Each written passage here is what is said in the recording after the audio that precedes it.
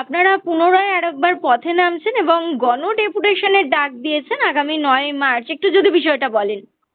দেখুন, আমরা 2016 প্যানেলের যারা শিক্ষাকর্মী এবং শিক্ষক শিক্ষিকা আছি তাদের পক্ষ থেকে আগামী 9 মার্চ করুণাময়ীর মোড়ে, আপনারা জানেন, মাধ্যমিক শিক্ষা পর্ষদ বোর্ডে আমরা গণ ডেপুটেশনের ডাক দিয়েছি।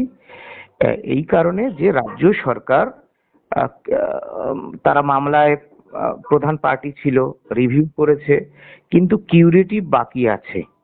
সেই কিউরেটিভে রাজ্য সরকারের নেতামন্ত্রীরা যেহেতু চাকরি চুরির সাথে যুক্ত, তারা তাদের জন্য সুবল সেনরা পৃথিবী ছেড়ে চলে গেছে।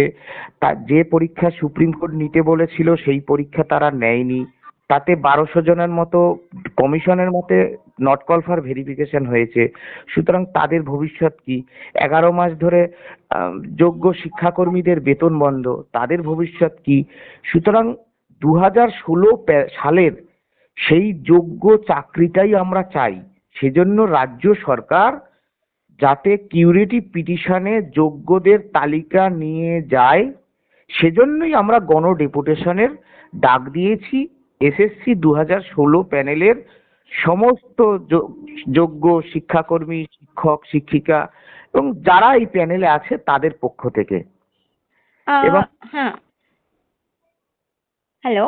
হ্যাঁ, এবং আমরা সেই মর্মে বিধাননগর ইস্ট, বিধাননগর নর্থ থানা, বিধাননগর কমিশনারেট এবং মধ্যশিক্ষা পর্ষদ, যেটা মাধ্যমিক উচ্চ শিক্ষা মাধ্যমিক, এই যে মাধ্যমিক শিক্ষা পর্ষদ যেটা বোর্ড, আমরা প্রথা মেনে চিঠি আমরা আজকের রাত 12টার মধ্যে আমরা করে দেব।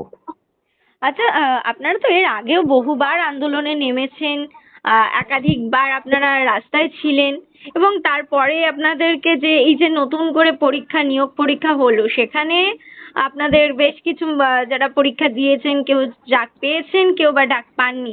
তো তারপরে কি মনে হয় যে এত কিছুর পরে এই যে আবার আন্দোলন বা ডেপুটেশন, কোনো লাভ হবে বলে মনে হয় কি? দেখুন, লাভ কিভাবে হবে এভাবে তো বলা যায় না। রাজ্য সরকার কেন কিউরেটিভ পিটিশনে যাবে না, এটা হচ্ছে প্রশ্ন। কারণ আমরা গত 24শে ফেব্রুয়ারি National Commission for Scheduled Tribe তাদের আমন্ত্রণে ঝাড়গ্রাম ডিস্ট্রিক্ট ম্যাজিস্ট্রেটের অফিসে আমাদের বৈঠক হয়েছিল। সেখানে তারাও কিউরেটিভ পিটিশনের কথা বলেছেন। এবং আমাদের যখন বৈঠক হয়েছিল গত 22শে ডিসেম্বর, সেখানে এসএসসির যিনি মাননীয় চেয়ারম্যান আছেন বা তৎকালীন যিনি সেক্রেটারি ছিলেন শুভ্র চক্রবর্তী, তারা প্রত্যেকেই কিউরেটিভ পিটিশনে ফেরার কথা সেখানে আলোচিত হয়েছে। তাছাড়া গত 1 সেপ্টেম্বর যখন কলকাতা মহামান্য হাইকোর্টের নির্দেশে 20413 অর্ডারের ভিত্তিতে আমাদের যখন বৈঠক হয়েছিল, সেখানেও এই কিউরেটিভ পিটিশনের কথা উঠে এসেছে। চাকরিটা যখন যোগ্য, চাকরিটা যখন দুর্নীতি করে পাইনি আমরা, যেখানে টেন্টেড চিহ্নিত হয়েছে, ওএমআর এর ভিত্তিতে যাদের বেতন ফেরত দেওয়ার কথা বলা হয়েছে, বাকি যারা আমরা পড়ে রইলাম, আমাদের যখন টেন্টেড বলা হয়নি, বেতন ফেরত দেওয়ার কথা বলা হয়নি, তাহলে আমাদের যোগ্য চাকরিটা ফিরবে না কেন? রাজ্য সরকার ফেরাবে না কেন? সুতরাং রাজ্য সরকার কিউরেটিভে যাক যোগ্যদের তালিকা নিয়ে, সেজন্যই আমরা যাচ্ছি।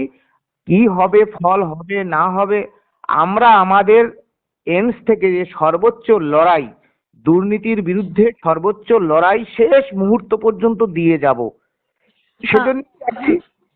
দাদা, আপনি জানেন হয়তো যে আগামী 6 মার্চ মুখ্যমন্ত্রী মমতা বন্দ্যোপাধ্যায় এসআইআর ইস্যুতে ধর্নায় বসছেন ধর্মতলায়। তো আপনারা কি মুখ্যমন্ত্রীর সঙ্গে দেখা করার কথা কি ভেবেছেন কিছু? কারণ একাধিকবার এর আগে আপনারা দাবি করেছেন যে মুখ্যমন্ত্রীর সঙ্গে দেখা করার বিষয়ে, তো কিছু ভেবেছেন কি?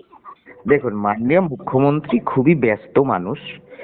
আমরা বহুবার, আপনারা জানেন, নবান্ন অভিযান থেকে শুরু করে 18ই ডিসেম্বর, 22শে ডিসেম্বর 2025 বা 23শে জুন বা 16ই জুন বিধানসভা অভিযান, 18ই জুন আমি স্বয়ং নিজেই বিধানসভায় গিয়েছিলাম মাননীয় মুখ্যমন্ত্রীর সাথে সাক্ষাতের জন্য, বা মাননীয় স্পিকার এবং নির্মল ঘোষ তারা বলেছিল মুখ্যমন্ত্রীর সাথে সাক্ষাৎ করাবেন, কিন্তু আজও হয়নি। 23শে জুন আমরা এই যে মেট্রো চ্যানেলে আমরা যখন বলছিলাম ও আমার খালা, ও আমার ফুফু, এই চাকরি চোর সরকার সুবল সোরেনদের আমাদের যোগ্য চাকরিগুলো কেড়ে নিয়েছে, তখন আমাকে নবান্নে নিয়ে গিয়েছিল, কিন্তু মুখ্যমন্ত্রীর সাথে দেখা হয়নি। আমাদের মুখ্যমন্ত্রী এসআইআর নিয়ে প্রতিবাদ করছেন, ঠিক আছে, রাজনৈতিক বিষয় তিনি করতেই পারেন।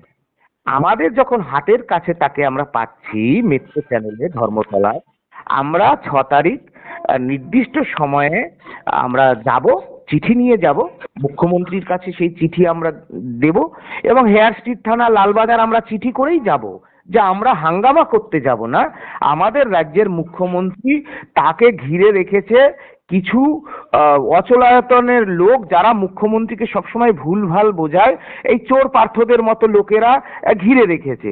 সুতরাং মুখ্যমন্ত্রীর কাছে আমরা তো তার রাজ্যের প্রজা, রাজ্যের শিক্ষক, বঞ্চিত শিক্ষক, যাদের যোগ্য চাকরি কারা হয়েছে, আমরা তার কাছে সেই চিঠি নিয়ে যাব, এবং মুখ্যমন্ত্রী যদি অ্যালাউ করে 2-4 কথা বলবো, কোনো হাঙ্গামার বিষয় নেই। এখন প্রশাসন, যদি আপনারা জানেন যে গত 5ই ফেব্রুয়ারি আমি বিধানসভায় গিয়েছিলাম মুখ্যমন্ত্রীর সাথে সাক্ষাতের জন্য, আমাকে সারাদিন লালবাজার সেন্ট্রাল লকআপে বন্দি করে রেখেছিল, রাজ্য বাজেটের দিন, তাই তো? রাজ্য বাজেটের দিন। এইরকম পরিস্থিতি যদি মুখ্যমন্ত্রী পুলিশ প্রশাসন করে, তাহলে তো বিষয় আলাদা। কিন্তু আমরা আপনার চ্যানেলে স্পষ্টভাবে বলছি, আমরা কোনো হাঙ্গামা করতে আমরা যাব না। আমাদের পরিষ্কার সুস্পষ্ট বক্তব্য, রাজ্য সরকার দুর্নীতির কারণে চাকরি চলে গেছে, এখনো কিউরেটিভ পিটিশন বাকি আছে, রাজ্য সরকার কিউরেটিভ পিটিশনে যাক, untainted non teaching and teaching স্টাফদের লিস্ট নিয়ে সুপ্রিম কোর্টে যাক, এখনো চাকরি ফেরানো সম্ভব। এই বার্তা নিয়েই মুখ্যমন্ত্রীর কাছে যাব।